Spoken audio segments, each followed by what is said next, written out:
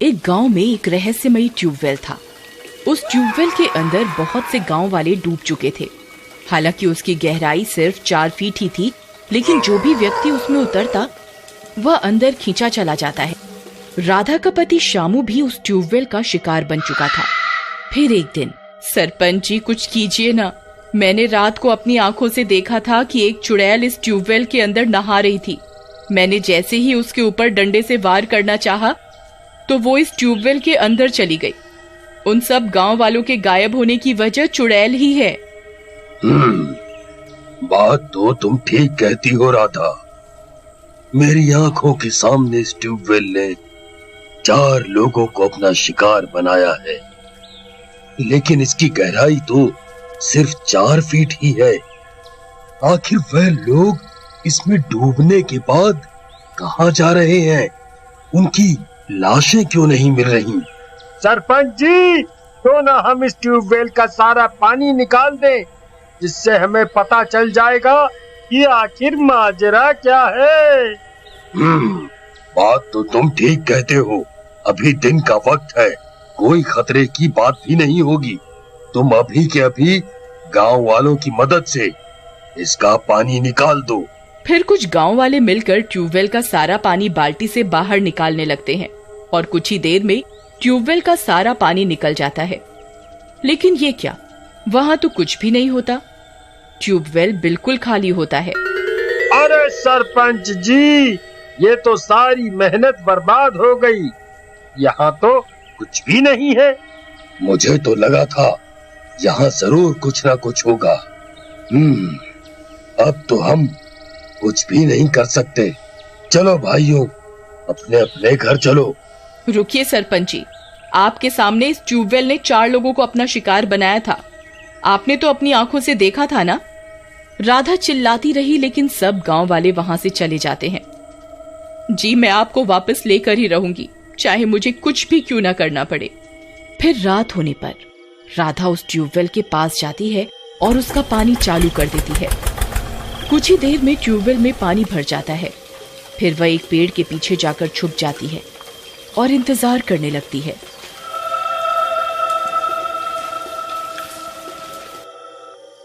फिर कुछ देर बाद उसे ट्यूबवेल से डरावनी डरावनी आवाजें सुनाई देने लगती हैं। हे भगवान, ये कैसी आवाजें हैं? ये आवाजें तो उसी ट्यूबवेल से आ रही हैं। कहीं मैंने इसमें पानी भरकर कोई गलती तो नहीं कर दी? तभी थोड़ी देर बाद एक औरत उस ट्यूबवेल से निकलती है। उसकी पीठ होने की वजह से राधा उसका चेहरा नहीं देख पाती। पीछे से वह औरत बिल्कुल चुड़ैल की तरह लग रही होती है। उसके बाल बिखरे हुए होते हैं। दया रे दया, ये तो वही चुड़ैल है जिसे मैंने उस दिन देखा था।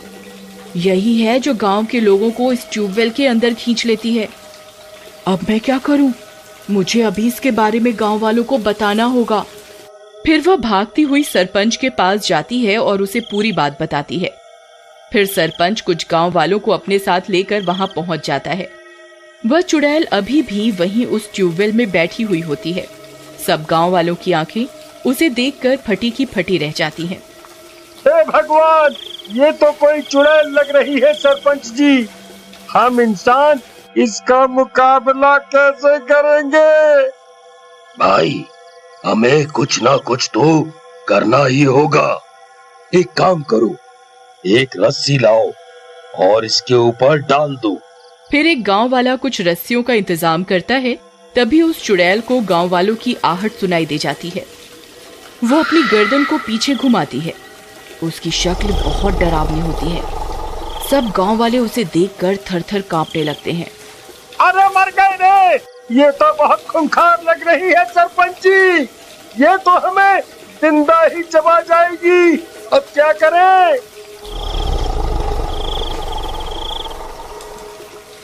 डरो नहीं, उसके ऊपर रस्सियां फेंको और इसे पकड़ लो। फिर गांव वाले उसके ऊपर रस्सियां फेंकते हैं और उसकी गर्दन को फंसा लेते हैं। चुड़ैल तड़पने लगती है और छटपटाती हुई पानी के अंदर जाने लगती है। छोड़ना नहीं भाइयों, इसे हाथ से जाने नहीं देना है।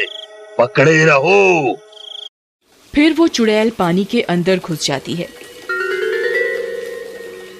सरपंच जी, ये तो पानी के अंदर चली गई, अब क्या करें? सब लोग रस्सी पकड़े रहो, कोई भी रस्सी मत छोड़ना। तभी एक एक करके सबकी रस्सियां उनके हाथ से छूट जाती हैं। अरे कमबख्तों, तुम सबने रस्सियां क्यों छोड़ दी? जल्दी आओ, मेरी मदद करो, मैं अकेला इस रस्सी को नहीं पकड़ सकता। फिर सभी गांव वाले कालू के पीछे रस्सी पकड़ पकड़ कर खड़े हो जाते हैं। दम लगा के हाइसा, दम लगा के हाइसा। तभी ट्यूबवेल के अंदर से किसी के गुर्राने की आवाज आती है और रस्सी ट्यूबवेल के अंदर खींची चली जाती है। अरे मर गए रे, मुझे तो पहले ही पता था, ये बूढ़ा सरपंच सबको एक न एक दिन मरवा कर ही छोड़ेगा। और देखते ही देखते सब गांव वाले उस रस्सी के साथ उस ट्यूबवेल के अंदर चले जाते हैं और एकदम से शांति हो जाती है। वहां अब किसी गांव वाले का कोई नामो निशान नहीं होता। ये सारा मंजर एक गांव वाला देख लेता है। हे भगवान, ये कैसे हो सकता है? ये भूतिया ट्यूबवेल तो सब गांव वालों को निगल गया। अब क्या होगा? आखिर ये 4 फुट का ट्यूबवेल इतने सारे लोगों को कैसे डुबा सकता है? ऐसे ही चलता रहा तो एक दिन पूरा गांव ही इसमें समा जाएगा। हमें कुछ ना कुछ तो करना ही होगा। मुझे अभी सब गांव वालों के पास जाकर इसके बारे में बताना होगा। फिर अगला दिन होने पर देखो भाइयों, अब सरपंच जी भी उस ट्यूबवेल के शिकार हो गए हैं।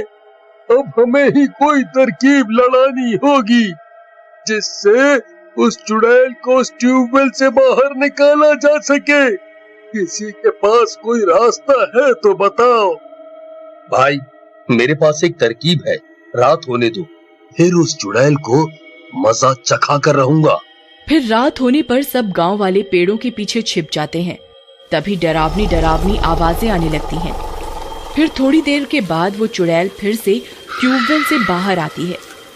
उसे देखकर सब गांव वालों की सिट्टी पिट्टी गुल हो जाती है। अरे मर गए रे, ये चुड़ैल तो बहुत डरावनी लगती है भाई। चलो यहाँ से भाग चले, नहीं तो ये हम में से किसी को जिंदा नहीं छोड़ने वाली भाइयों। अरे डरो नहीं, तुम सब लोग यहीं छुपे रहो, मैं अभी आता हूँ। फिर भीमा एक बड़ी सी रस्सी लेकर उस ट्यूबवेल की ओर चल देता है। चुड़ैल वहीं बैठी होती है। ए चुड़ैल, बस बहुत हो गया तेरा आतंक, अब और नहीं, रुक, छे अभी बताता हूँ। फिर भीमा रस्सी को चुड़ैल की तरफ फेंकता है और रस्सी चुड़ैल की गर्दन में अटक जाती है। हे मूर्ख इंसान, तुझे क्या लगता है इस रस्सी की ताकत से तू मुझे रोक लेगा? तुझे तो मैं एक तिनके की तरह हवा में उड़ा दूंगी। रुक, अभी बताती हूँ तुझे। हाँ, मैं जानता हूँ तू मुझे तिनके की तरह हवा में जरूर उड़ा सकती है, लेकिन इन्हें उड़ा कर दिखा। तू किसकी बात कर रहा है? बोल। रुक, अभी बताता हूँ। हीरा, जल्दी से वो मूर्ति लेकर यहाँ आ, मैं इसे ज्यादा देर तक यहाँ नहीं रोक पाऊंगा। फिर गांव वाले बजरंग बली की बड़ी सी मूर्ति को लेकर आते हैं और भीमा उस रस्सी को बजरंग बली की मूर्ति के साथ लपेट देता है। अरे नहीं, ये क्या किया तूने? नहीं नहीं। फिर चुड़ैल ट्यूबवेल के अंदर जाने लगती है और बजरंग बली की मूर्ति भी उस चुड़ैल के साथ साथ ट्यूबवेल के अंदर चली जाती है। सब गांव वाले हैरान परेशान होकर देखते रहते हैं। सब जगह शांति हो जाती है। अरे भीमा भाई, ये क्या? तुम्हारी ये तरकीब तो फेल हो गई। ये तो मूर्ति को भी अपने साथ ले गई। अब क्या करे भाई? बजरंग बली पर विश्वास रखो दोस्त। तभी गांव के मंदिर की घंटियां खुद ब खुद बजने लगती हैं। जोर जोर से हवाएं चलने लगती हैं। भीमा भाई, मंदिर की घंटियां खुद ही बजने लगी है। लगता है भगवान ने हमारी सुन ली। तभी उस ट्यूबवेल से बहुत तेज प्रकाश उठता है और जोरों का विस्फोट होता है और सभी गांव वाले ट्यूबवेल से उछलकर बाहर गिर जाते हैं। तभी सब गांव वाले भी वापस जिंदा हो जाते हैं।